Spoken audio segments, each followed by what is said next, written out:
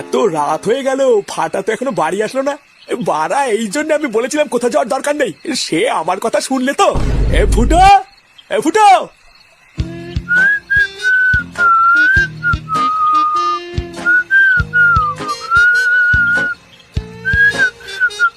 এই কি রে, আমার কথা শুনলি? এ বাড়া কি রে, সারাদিন ডাকা ছাড়া কোনো কাজ নেই নাকি?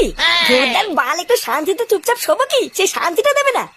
এ ফুটো, এ ফুটো, আরে ধর, এ জীবনটা চোদনা পুরো ছাড়খাড় করে দিলে তো।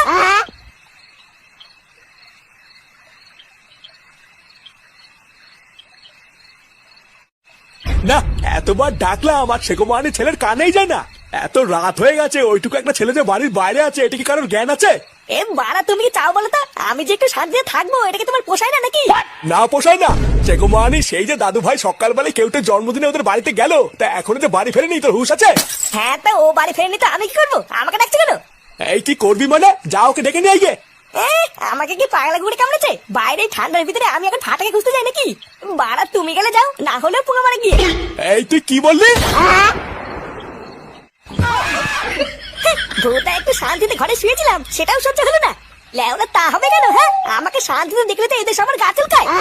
না, এ ভূতাই সেটা করে ঠান্ডার ভিতরে এখন মারাতে মারাতে চোদনাকে খুঁজতে যেতে হবে।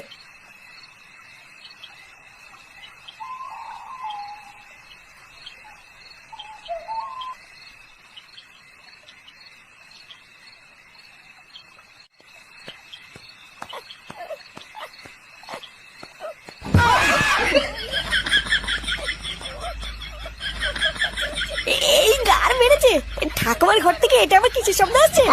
এই মারা, এটা পূর্ণ মারার শব্দ না? লেওরা দাদু মরে গেছে তো 5-6 বছর হয়ে গেছে, তাহলে ঠাকুমার ঘরে এখন কে ঢুকেছে?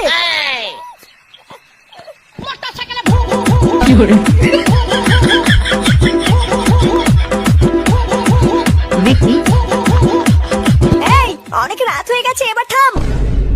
সেই সকাল থেকে তো নাচ করছিস, আর নাচ করতে হবে না। আর যা ফাটা, এবার তুই বাড়ি যা, অনেক রাত হয়ে গেছে, তোর বাড়ির লোক হয়তো চিন্তা করবে। এ মা, আর কিছুক্ষণ ফাটা থাকুক না, মজাই তো হচ্ছে। না একদম না, এত রাত্রে বেলার মজা করতে হবে না, চলো এবার শোবে।